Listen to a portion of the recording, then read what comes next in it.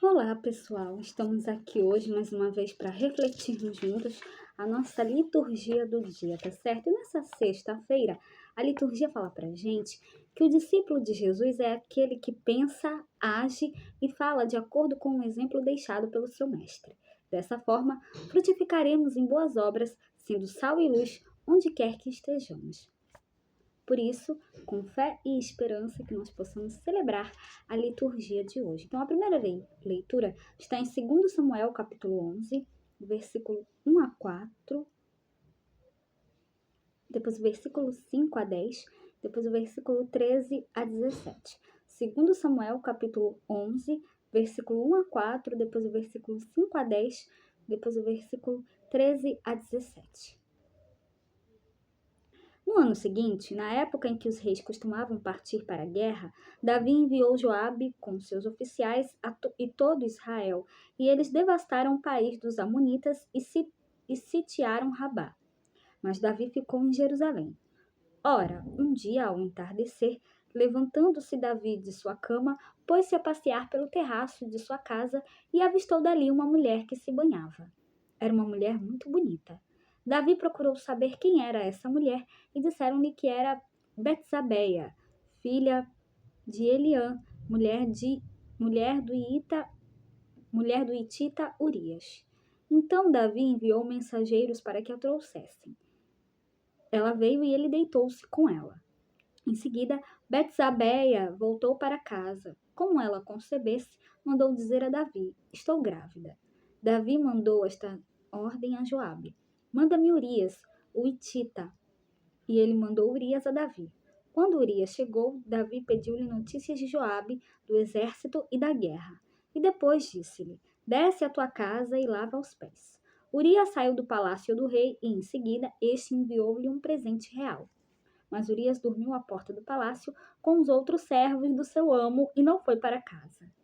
E contaram a Davi, dizendo-lhe: Urias não foi para sua casa.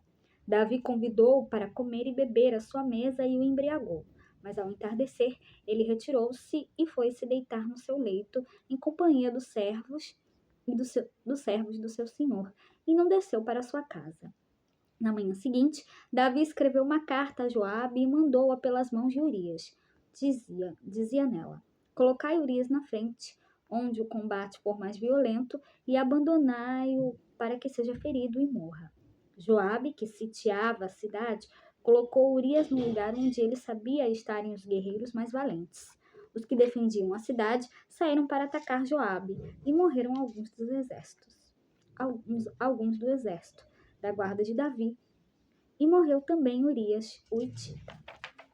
Então, na primeira leitura de hoje, né, nós temos aqui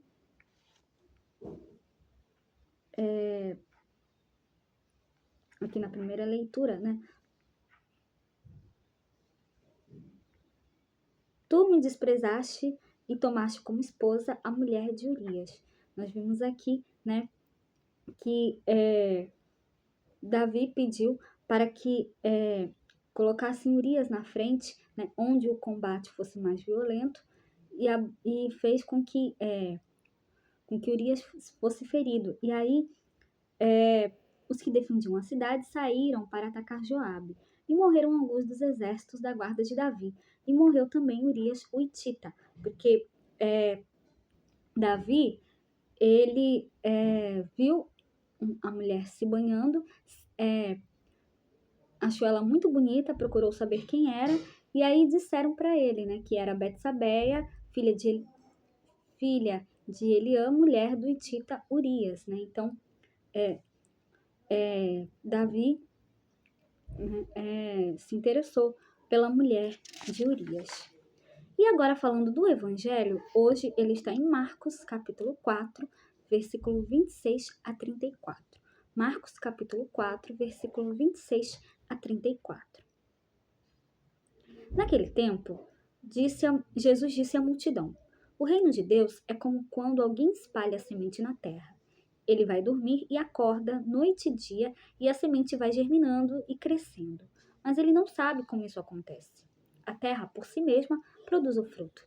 Primeiro aparecem as folhas, depois vem a espiga e por fim os grãos que enchem a espiga. Quando as espigas estão maduras, o homem mete logo a foice, porque o tempo da colheita chegou. E Jesus continuou: com que mais poderemos comparar o reino de Deus? Que parábola usaremos para representá-lo? O reino de Deus é como um grão de mostarda, que ao ser semeado na terra, é a menor de todas as sementes da terra. Quando é semeado, cresce e se torna maior do que todas as hortaliças, e estende ramos tão grandes que os pássaros do céu podem abrigar-se à sua sombra. Jesus anunciava a palavra usando muitas parábolas como estas, conforme eles podiam compreender. E só lhes falava por meio de parábolas, mas quando estava sozinho com os discípulos, explicava tudo. Então, o evangelho de hoje, continuação das parábolas contadas por Jesus, pode ser dividido em duas partes. A primeira nos fala da semente que cresce por si só.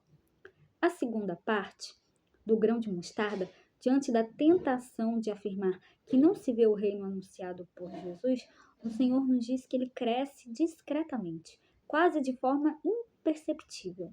Da mesma forma que, com a sucessão dos dias, uma semente é espalhada na terra, vai germinando, crescendo, assim também acontece com a palavra de Deus, que anuncia o advento do reino. Em ambos os casos, ninguém sabe como isso acontece. O amadurecimento da consciência do reino, de nossa participação e da necessidade da conversão, nos coloca diante do final dos tempos, momento da colheita. Então, na segunda parte do Evangelho, ao falar do grão de mostarda, Jesus anuncia a dimensão universal do crescimento do reino. A menor das sementes, quando germina, dá uma das maiores árvores. Sob seus galhos podem abrigar-se pássaros de toda espécie. Então, era isso que eu tinha para falar para vocês hoje. Muito obrigada a todos por curtirem, por comentarem. Aqueles que só assistem mesmo também agradeço. Espero que vocês tenham gostado dessa reflexão de hoje. Espero encontrá-los todos aqui amanhã, sábado, se Deus quiser, para continuarmos refletindo cada vez mais as leituras da Sagrada Escritura. Então, muito obrigada a todos e até a próxima, se Deus quiser.